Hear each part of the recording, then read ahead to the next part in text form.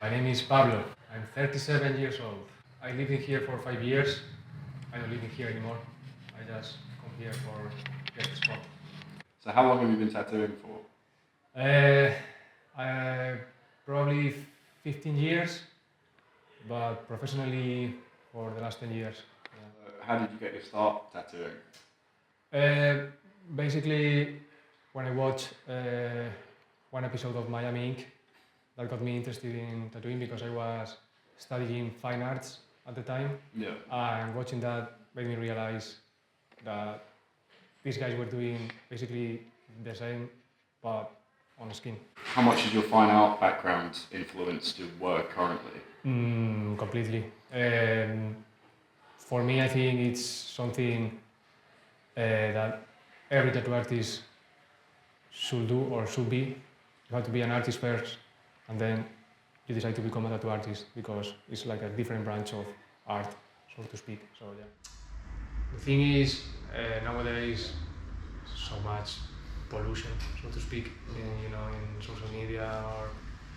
But I think that's good also because in a few years' time we're gonna be able to look back and see all the crap that didn't stay in the business and the things that really we still do it. Same thing like, for example, with traditional tattoos. These are the kind of tattoos that started it all here in the Western world, at least. People still do that style nowadays, and it's fucking awesome. So yeah. Photos and videos is really good way of preserving the media. Yeah. Nowadays, not really. No, I have watched Ink Master, I think it was called. It's a reality show. It's a contest between tattoo artists, and to be fair, it's quite good. At first, when I watched that, I wasn't expecting much, but yeah, even considering the judges are like superstars or whatever, or rock and roll stars, the criteria is really good. The way they judge the tattoos artistically, yeah. So that's a cool one. But yeah, nowadays I don't watch any tattoo shows or programs or whatever.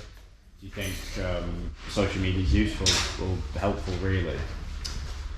Yeah, I think it is really useful to discover new styles, see what people is doing, influence your own work in one way or another. But at the same time, I hate social media because I can't stand it, and how it's becoming more and more demanding on our side to do random things that have nothing to do with the trade. But if you want to have visibility, you have to do them, and I hate that because it has nothing to do. A few years ago, you just had a Facebook page, you post your tattoo picture in there, and that was good enough. You will have a few likes, a few comments, happy days. But nowadays, you do that, you get 1, 2 likes, no one comments, no one sees the tattoo. You need to, tell a joke on camera or do some funny stuff. Otherwise, you have no engagement. So I hate social media in that way. Yeah. Saturdays and this alley, I was looking to work abroad, and I just saw an ad on Facebook, and yeah, I saw they were looking for artists in here. I just applied, and they said, "Cool, come over." That's it. Yeah, I was working in Spain. I used to have my own shop in there, but I had a partner that I didn't like very much, so I just quit. Started to look for a job in Spain, couldn't find any, so I said, fuck it, I'll go abroad. Looking for job offers, I looked in Germany, in other places, but yeah, when I saw this ad, I said, oh, Liverpool, cool, I like the Beatles and all that, so that would be cool, and yeah, the rest is history. When you arrived in Liverpool, what did you think? I liked it because it's very different from Spain, the architecture and everything, and I really liked it. Obviously, it was a bit scary at first, I didn't know no one in here, but now I'm glad I did that move because I think it's the most important decision I ever had in my career. And not only because of that, I think anyone should leave their countries for a while, and live in different types of cultures and, I think that makes you grow a lot as a person. Yeah. Was it easy adapting to living in Liverpool? Like, was there any anxiety? Did you struggle at all? Yeah, I think it was easy to adapt to living here. Obviously, being far from family and friends, that wasn't that easy. But I knew it was temporary, and to be fair, I came back every few months to Spain for a few weeks, so that made everything easier. It's just 2 hours flight, so it's not like the other part of the world. But yeah, things are hard at first, but then I just got used to it, and yeah, really happy with coming in here. I know everyone thinks Liverpool is a bit of a city place, but I don't know, I like it. I like its roughness, so to speak. Do you have any advice for tattoo artists who maybe aren't getting enough business as they want, and have any advice on how to adapt, or like how to help with that? Well, like I said before, things are different nowadays, and it's, to be honest, the industry is in a pretty bad place.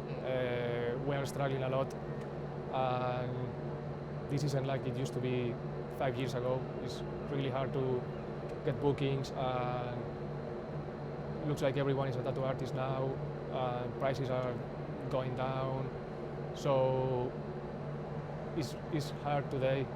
And again, social media is the most important thing, and that pisses me off because I'm a tattoo artist, I'm not an influencer, but now you need to be an influencer in order to have work. So yeah, my advice for someone will be good at social media, and then you'll be fine. Yeah, sadly. Have you found that there's any sort of tattooing trends going about, either around Liverpool or in Tottenham or Ireland? Well, now I'm not sure. When I got here was the year that Liverpool won their last Champions League, so that was madness, Liverbirds, caps, 6 stars, all that. So here in Liverpool, for example, that used to be like a big trend back in the day. Nowadays, I notice some kind of weird tribal shapes. I think it's called cyber sigilism or something like that. But I don't like it. But fair enough, if you like it, just get it done. But to be honest, I couldn't say any particular trend nowadays.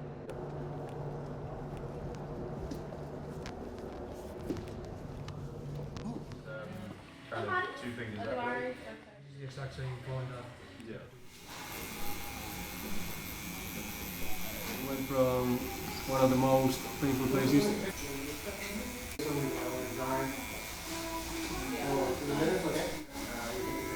Even if I forward. But the thing is, what is wrong about seeing someone getting tattooed? Yeah. It's like you can. On YouTube. Oh, I will not drop the camera on your head, don't worry, Tom. don't worry, just grab onto it.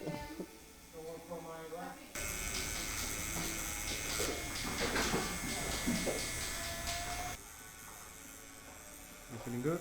Yeah. Just trying to think of ideas of what I could. One of the great skills that I learned from my rib and my knee was gaslighting myself. I've got another idea for one. Nice. Get an inside shot of it. I won't.